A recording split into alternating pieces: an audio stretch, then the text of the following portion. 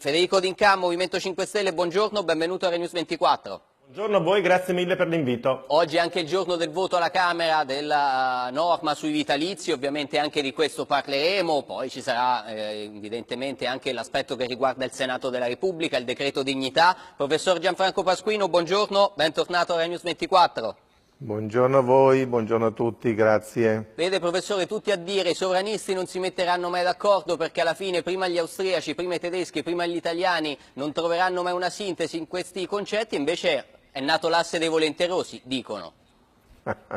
L'asse dei non volenterosi, quelli che non vogliono che ci siano immigrati che circolano in Europa, nei rispettivi paesi, però sono solo tre.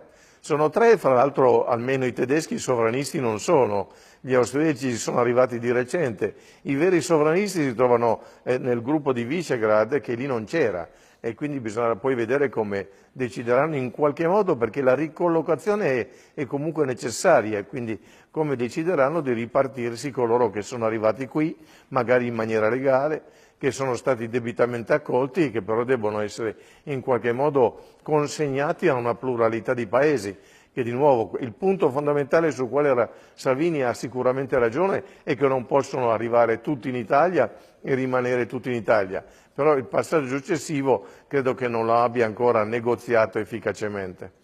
Già, perché D'Inca il problema è come convincere gli altri ad accettare i ricollocamenti, perché se restano come da ultimo vertice europeo su base volontaria, voglia mettersi d'accordo con gli austriaci e tedeschi, perché su base volontaria anche i francesi, che in teoria sarebbero campioni d'europeismo, non vanno in quella direzione. Io credo che sia un passaggio molto importante quello fatto dal ministro Salvini ad Innsbruck e credo che questo rapporto di collaborazione in questo asse che parte dal Mediterraneo e arriva fino al nord Europa con l'Austria e la Germania sia la via corretta per poter lavorare al meglio, per far capire al resto d'Europa che i migranti che arrivano nel nostro paese non arrivano soltanto in Italia, ma sono i migranti che arrivano in tutta Europa e quindi l'Europa deve andare a gestire nel suo complesso questa problematica che continuerà nel corso del tempo, perché sappiamo tutti che l'indice demografico del Sub-Sahara è un indice demografico che parla chiaro, parliamo di 5-6 figli per donna rispetto a un'Europa che invece ha un tasso demografico molto più basso, inferiore ai 2,1 figli per donna. Quindi di fatto noi avremo una problematica che durerà per i prossimi 10, 20, 30 anni forse. Quindi occorre che insieme a tutta quanta l'Europa, l'Italia, che chiaramente deve essere capofila perché ne ha avuto una conoscenza maggiore, decida, riesca in qualche maniera appunto a convincere gli altri paesi dell'Europa che ci deve essere un contributo da parte dell'intera Europa. Io ripeto sempre che in questo momento l'Italia ha un costo di quasi 5 miliardi di euro per l'accoglienza, gli altri paesi non hanno un costo del genere, nel nostro paese vi sono 175.000 migranti nelle nostre strutture e abbiamo 500.000 migranti irregolari presenti.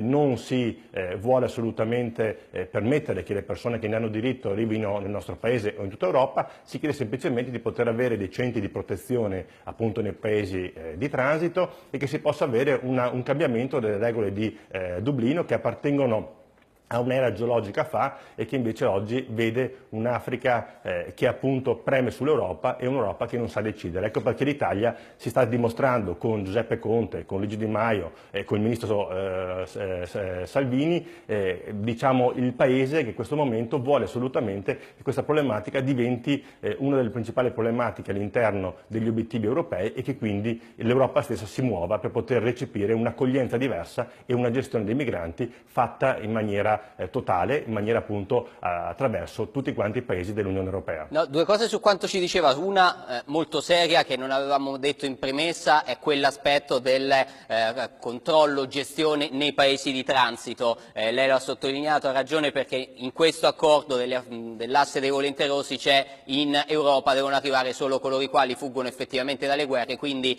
il controllo per l'appunto, le identificazioni fatte fuori dai confini europei, poi vedremo se in Libia o nei paesi dell'Africa subsahariana. No, a me ha molto colpito l'ordine che lei ha scelto della gestione dei protagonisti, ha detto il Premier Conte e Vice Premier Di Maio e Salvini. Sa che a naso, fuori di polemica, è l'ordine inverso? Il Ministro dell'Interno Salvini, il Vice Presidente del Consiglio Di Maio e poi in coda il Presidente del Consiglio? Io credo invece che ho detto nella maniera corretta, in questo momento vi è la piena volontà da parte del governo, col suo primo ministro e con i due vicepresidenti, di appunto cercare di andare a premere nei confronti dell'Europa e di far pesare le problematiche del nostro Paese. I numeri sono chiari, in questo momento abbiamo un numero di arrivi che sicuramente è minore rispetto agli anni passati, siamo intorno a 18.000 unità in questo momento degli arrivi nel nostro Paese, che sono quindi rispetto all'anno passato l'80% in meno, però questo non vuol dire che il problema sia un problema che si possa dire semplicemente risolto. Oggi questo vuol abbiamo dire che semplicemente merito, la volontà di riuscire ad affrontare un problema che deve essere quello che in agenda europea deve avere un'importanza principale da qui ai prossimi 20 anni per quanto riguarda appunto la problematica dei flussi migratori. No, siccome questo governo è nato da un mese, quel calo degli sbarchi lei lo attribuisce al buon lavoro fatto da Marco Minniti?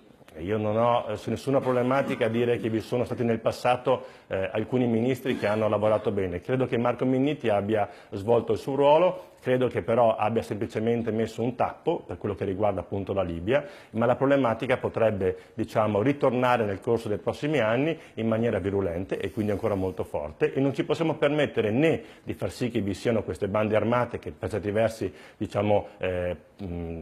guadagnano moltissimi soldi dalla tratta di queste persone che di fatto sono schiavi nel lungo percorso verso l'Europa, né dall'altra parte non ci possiamo permettere che le persone muoiono durante il tragitto, occorre in qualche maniera che chi ha diritto all'asilo possa venire nel nostro Paese, i migranti economici di cui abbiamo effettivamente bisogno per la nostra economia possono venire nel nostro Paese per essere d'aiuto alle nostre imprese, ma dall'altra parte non possiamo permetterci di poter avere questi flussi che portano disperazione, portano morte in mezzo al mare e di fatto sono flussi incontrollati che mettono in difficoltà il nostro Paese. Quindi semplicemente chiediamo il rispetto del nostro Paese. Questo asse dei volenterosi, queste affinità elettive per stare al titolo che abbiamo scelto noi lo rivedremo in scena anche il prossimo 19 di luglio a Vienna, non più a Innsbruck perché ci sarà un nuovo trilaterale. Senta professor Pasquino, poi veniamo ai vitalizi e veniamo soprattutto al decreto dignità, le novità, il possibile ritorno dei voucher, però una cosa a lei voglio chiederla perché abbiamo citato Marco Minniti, a sinistra c'è questo tipo di discussione, o Marco Minniti ha posto un argine alla caduta del Partito Democratico dimostrando un'empatia con un problema sentito dalla gente oppure ha aperto la porta alla destra, quella vera di Matteo Salvini, con le politiche nette sull'immigrazione. Lei che ne pensa? No, io sono della prima scuola di pensiero, cioè Marco Minniti aveva incominciato a cercare di risolvere un problema molto complicato sul quale fra l'altro ci sono posizioni diverse nell'ambito diciamo così più grande della sinistra, c'è una posizione di accoglienza estrema che mi pare assolutamente poco motivata e certamente non in grado di risolvere il problema. C'era invece una posizione che Minniti rappresentava di cercare di regolamentare tutto quello che sta succedendo e quindi secondo me ha compiuto dei passi importanti pur all'interno di un contesto nel quale era effettivamente ostacolato. Non ha aperto la strada alla destra. Salvini queste posizioni le aveva da prima, adesso ha un grande pulpito, le produce. Io credo che sia giusto quello che diceva lei, caro direttore, che l'ordine è Salvini dice e gli altri poi Di Maio e Conte seguono quello che Salvini dice per evitare contraddizioni profonde su un argomento che per l'appunto è destinato a restare, ma che è destinato anche a restare molto conflittuale. Qui non siamo di fronte a soluzioni, siamo di fronte ad affermazioni alle quali le soluzioni debbono fare seguito. Dopodiché naturalmente tutto questo è molto complicato ed è il caso di dirlo così, cioè che non siamo di fronte a qualcosa che può essere risolto con una bacchetta magica o con un incontro fra sovranisti, non sarà così. Anche perché c'è una cosa che non abbiamo detto perché i tre non hanno citato, e cioè quella dei migranti protagonisti dei movimenti secondari, cioè quelli che sono arrivati nel nostro Paese, qui registrati e poi dall'Italia, magari attraverso il Brenner, arrivati in Austria o in Germania o in altri paesi dell'Unione. Quello è uno dei temi che ha diviso la maggioranza del governo in Germania, che divide Italia e Germania. Salvini ha detto il saldo deve essere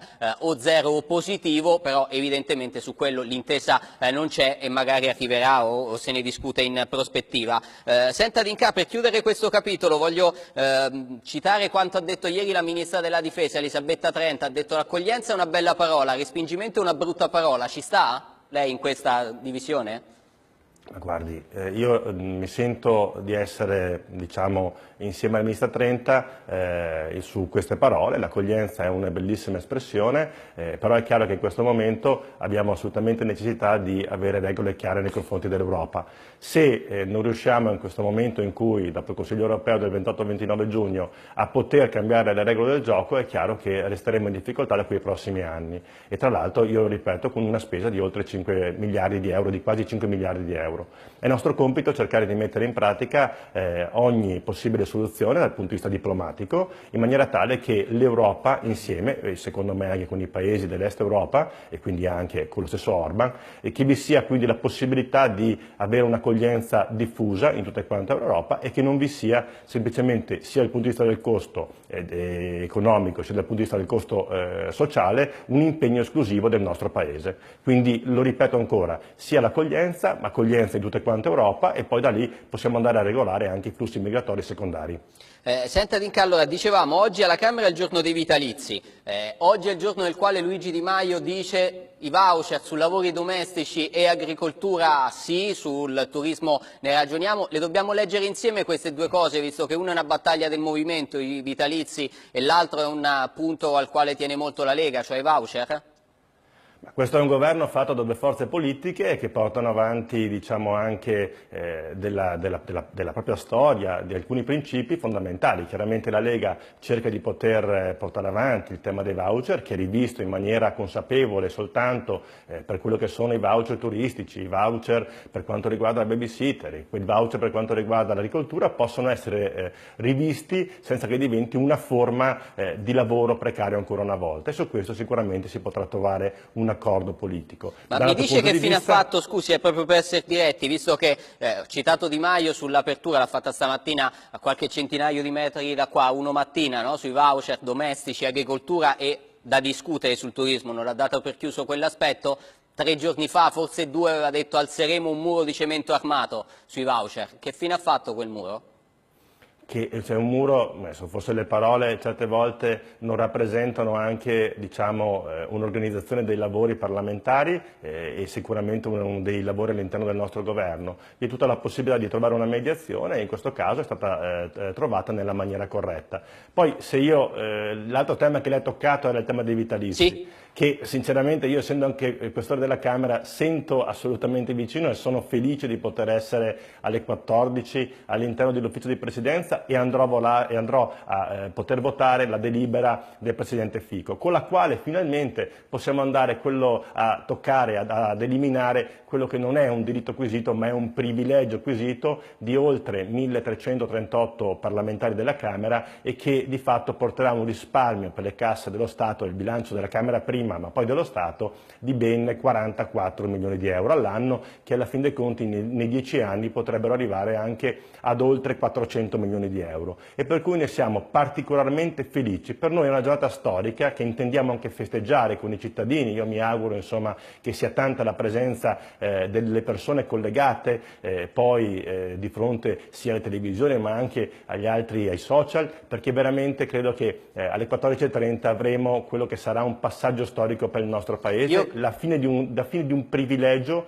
e io mi auguro che anche il Senato, con la Presidente Casellati, prenda esempio dal lavoro fatto alla Camera, quindi con, diciamo, una revisione completa attraverso l'Istat, attraverso l'INPS, di questi, diciamo, indici con cui hanno fatto nel passato questo grande privilegio a pochissime persone nel nostro Paese. Io capisco la battaglia simbolica oggi. Sì, capisco la battaglia simbolica, si raggiunge un risultato che poi... No, però di soldi, esatto, volevo arrivare a quel punto. Sì. Per il Paese. No, esatto, volevo arrivare a quel punto, l'ha detto 44 milioni, che sono una bella cifra, ovviamente non salvano, non mettono in sicurezza le casse dello Stato, però è un inizio e questo lo comprendo. Faccio un passo indietro però sui voucher, perché volevo sentire il professor Pasquino, perché abbiamo passato 10 giorni a dire che il decreto dignità potevamo chiamarlo decreto CGIL, e poi magari sbucano dentro i voucher contro i quali CGIL ha raccolto qualche milione di firma.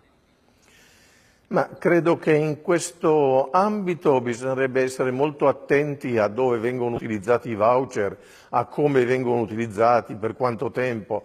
La posizione della CGIL mi è parsa fin dall'inizio molto rigida, eccessivamente rigida. La CGIL dimentica troppo spesso che in un paese come questo è necessario avere un po' di flessibilità e quindi scegliere i settori nei quali i voucher possono essere effettivamente utilizzati entro limiti chiari e con una definizione precisa di quello che possono fare mi pare una scelta utile. Questo lo vedremo nel dibattito, non faccio muri né da una parte né dall'altra naturalmente, voglio vederlo nel dibattito, mi auguro che dietro questo ci sia anche un po' di ricerca per sapere quali sono stati gli effetti, anche quelli negativi dei voucher precedenti. E sono convinto che si possa giungere ad una soluzione decente in un paese nel quale comunque bisogna avere flessibilità del lavoro ed è meglio avere un lavoro flessibile che non avere nessun lavoro. Questo so che la palissiano, ma qualche volta viene dimenticato.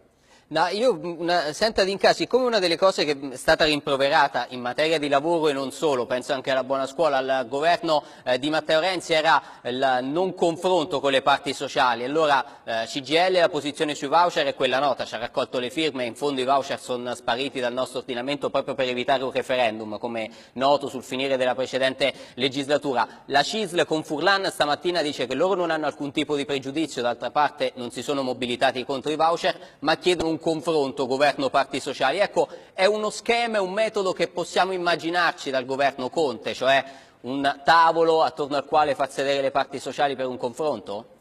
Ma l'abbiamo sempre fatto nel corso del tempo, il confronto da parte del Movimento 5 Stelle, ma credo anche della Lega per la sua storia e quindi anche dal governo Conte, è un confronto continuo con le parti sociali, ma non solo, è un confronto continuo anche con i cittadini in maniera diretta. Come lei ben sa, noi siamo per la democrazia diretta e quindi abbiamo la possibilità di poter votare attraverso anche una piattaforma interna al Movimento 5 Stelle, votare alcuni passaggi fondamentali. Ecco perché per noi il confronto con i cittadini, anche attraverso quello che sono poi l'istituto principale del referendum, è sicuramente uno dei principali obiettivi di questa legislatura, attraverso anche il Ministro per i rapporti con il Parlamento Riccardo Fraccaro, che appunto ha anche la delega per la democrazia diretta. Quindi sarà opportuno insomma riuscire a trovare anche modalità diverse, oltre che attraverso appunto le parti sociali che sono i sindacati e Confindustria, ma trovare anche le modalità dirette di potersi confrontare con i cittadini e quindi ascoltare effettivamente la voce delle persone, come abbiamo fatto nel caso appunto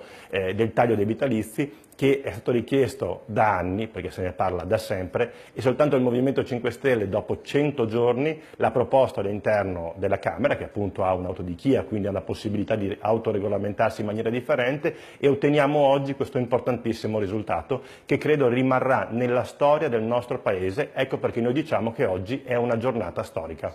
Senta professor Pasquino, poi sui vitalizi vengo da lei tra un secondo, anzi prima parto dai vitalizi, poi vengo sul concetto di democrazia diretta e quella definizione di ministro per la democrazia diretta e i rapporti col Parlamento che tiene insieme tutta la storia del pensiero occidentale. Però sui vitalizi una cosa voglio chiederla, perché sa, se il PD avesse avuto la forza al Senato della Repubblica la scorsa legislatura di approvare la legge che portava in calce la firma di Matteo Richetti, oggi quel passo storico sarebbe già stato compiuto. Invece è mancato di forza e di coraggio il Partito Democratico, che pure quella norma alla Camera l'ha votata. Ma al Senato probabilmente c'erano dei dissensi molto forti, non solo alla fine se ci sarebbero stati i voti necessari. Qualcuno ha anche criticato la legge scritta da Richetti, aveva tutta una serie di buchi che avrebbero comunque prodotto ricorsi. Credo che fra l'altro i ricorsi siano inevitabili anche nel caso di quanto è stato approvato dalla Camera. Lo leggo su tutti i giornali. I costituzionalisti dicono che ci sono alcuni problemi significativi che sono elusi dalla delibera, però su questo è un terreno delicatissimo sul quale capisco e lo dirò chiaramente che nel passato ci sono stati dei privilegi. Ecco, mi chiedo se adesso quel tipo di delibera non produca degli effetti che non sono accettabili socialmente, ma che forse possono persino essere sottoposti a qualche forzatura poi dal punto di vista giuridico. Il problema ritengo non verrà risolto in questo modo. C'erano, di nuovo, costituzionalisti autorevoli dicono che c'erano altre modalità per per affrontare quello che sicuramente per molti parlamentari è stato un privilegio, non per tutti naturalmente, ma per molti, dipende naturalmente da quante legislature hanno fatto, da quanti contributi hanno effettivamente versato e così via. No, e poi effettivamente c'è anche l'altro aspetto del percepito, no, dai cittadini, al di là di tutto, se i cittadini l'avvertono come un privilegio, al di là della consistenza reale, che siano 44 milioni o 200 milioni, una No, risposta va giusto. data. Questo è giusto. Incidentalmente, dato che stiamo parlando di democrazia diretta, io ho visto un paio di sondaggi, cioè di richieste fatte dal Movimento 5 Stelle ai suoi iscritti, nei quali gli iscritti hanno bocciato questa situazione. 70% a favore del mantenimento dei vitalizi e 30% a favore dell'abolizione. Adesso questa è una semplificazione drammatica, a favore di una riforma del sistema dei vitalizi.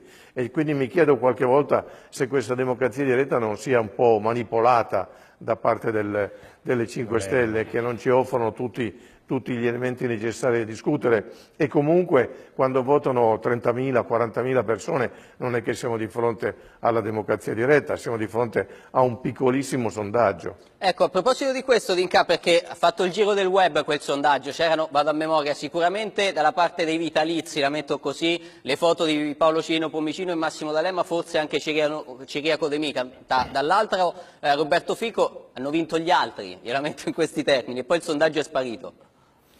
Era un sondaggio in quel momento inserito e diciamo che è stato accolto non tanto come un sondaggio nella quale si parlava, diciamo, della problematica del privilegio del vitalizio, ma è stato fatto un riscontro, diciamo, tra chi voleva votare, diciamo, contro il Movimento 5 Stelle e chi era per il Movimento 5 Stelle. Mi immagino una forzatura del genere con alcuni gruppi anche online che si sono subito inseriti per cercare di poter in qualche maniera viziare quello che era questo tipo di sondaggio. La rete io, bellezza, mi verrebbe da dire, sa D'Inca. Mi fermo solo un secondo ancora, non una piattaforma, diciamo, del Movimento 5 Stelle, quella è appunto Rousseau, su cui noi appunto lavoriamo, ma all'interno di un sondaggio su Facebook che, come sappiamo, ogni tanto insomma ha qualche problematica di notizie non sempre veritiere e qualche problematica anche di inserimento di gruppi che in qualche maniera fanno pesare la propria consistenza. Quindi non è stato subito tolto, perché di fatto era viziato da una modalità che non esprimeva quello che è realmente la nostra società, che io ripeto,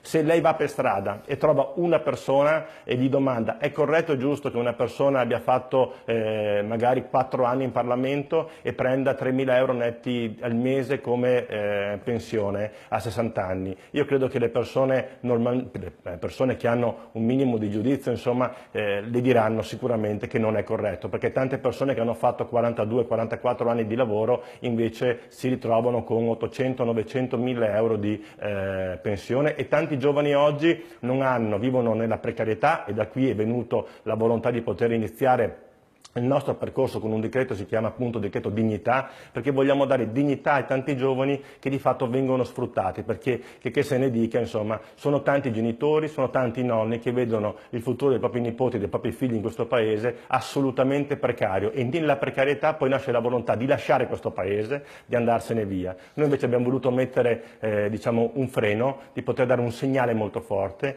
di poter lavorare sui contratti a tempo determinato in una maniera diversa, di poter far sì che non durino 36 mesi ma 12 mesi, di metterci una causale al suo interno e di poter far sì che chi vuole rinnovare, diciamo, un contratto a tempo determinato non lo possa fare per 5 volte ma per 4 volte. Poi abbiamo lavorato sulle delocalizzazioni, che è un altro fenomeno importante nel nostro paese. Io vengo dal Veneto e vedo tante aziende che poi alla fin dei conti prendono dei soldi da parte del nostro paese e poi improvvisamente delocalizzano in paesi stranieri. Anche lì abbiamo voluto lavorare in maniera seria, in modo tale che vi sia la restituzione di quei soldi che hanno preso. E come ultimo, mi permette ancora un secondo, per quanto riguarda il gioco d'azzardo, togliamo quello che sono appunto la pubblicità, la promozione del gioco d'azzardo sui giornali, sulle televisioni. È chiaro che c'è stato un forte scontro da parte anche dei media, che di fatto insomma hanno dei finanziamenti, ma si arriva fino al calcio, ad altre cose. Bene, noi vogliamo mettere un blocco, perché di fatto insomma il gioco d'azzardo è cresciuto negli ultimi 3 anni, 4 anni, da 80 miliardi di euro nel nostro paese a oltre 100 miliardi di euro nel nostro paese. Guardi, e ricordo D'Inca, che noi il ne PIL, parlavamo... ancora un secondo, il PIL è 1.600 miliardi e nel comune di Roma ogni cittadino gioca 1.000 euro, perché alla fine il costo totale delle giocate in questo comune, il comune di Roma, è 2,7 miliardi di euro. Sono numeri spaventosi e abbiamo 1 milione di persone nel nostro paese che soffre di azzardopatia. Questa cosa non può più esistere in un paese normale. L'Italia deve trasformarsi anche in un paese normale in cui ci sono regole diverse, in cui tutto non è soldi, ma vi sia anche l'uomo, la persona al centro della visione politica. No, io la volevo interrompere per dire che ieri abbiamo detto esattamente questa cosa, cioè quanto rischia di rimetterci lo Stato dalla mancanza di introiti di questo tipo. Abbiamo detto sì, però c'è dell'altro, ci sono valori che vengono prima e per l'appunto in questo senso ci volevamo muovere e eravamo in linea con quanto lei ci stava dicendo. Professor Pasquino, certo, è il governo del cambiamento da autodefinizione, pronti e via decreto d'urgenza. Prima una precisazione, Sì. nessun parlamentare che abbia fatto 4 anni di una legislatura ha 3.000 euro al mese, che sia chiaro, credo che la cifra oscilli tra i 1.200 e i 1.500. Poi sa, professore, per... dipende anche da come viene posta la domanda, perché se un cittadino vada a chiedere d'accordo con tot pensione a un parlamentare che ha servito per 20 anni la Repubblica e lo ha fatto bene, direbbe di sì, però ci sta. Sì, no, lasciamo la domanda. Io ero soltanto su quella cifra che mi pare eccessiva e che naturalmente fa parte del problema di come risolvere poi quelle che continuo a ritenere siano effettivamente talvolta dei privilegi. Per quello che riguarda la domanda, qual era la sua domanda che me la sono già persa? No, le dicevo che rispetto al cambiamento e a quanto fa... Esatto. Sì, no, infatti credo che ci sia un problema vero quando si passa alla decretazione d'urgenza, è un problema del modo di governare e non lo attribuisco soltanto naturalmente alle 5 Stelle o alla Lega, perché questo è quello che è successo negli ultimi, credo a partire dal 1972-73 è salita in maniera esponenziale la decretazione. Bisognerebbe fare molta attenzione, naturalmente vorrei poi che venisse evitato l'altro passaggio che è assolutamente negativo, cioè che si arriva all'ultimo momento e all'ultimo momento per ottenere l'approvazione del decreto il governo pone il voto di fiducia, quindi facendo cadere tutti gli emendamenti e obbligando i suoi parlamentari a comportarsi in maniera totalmente non disciplinata ma supina.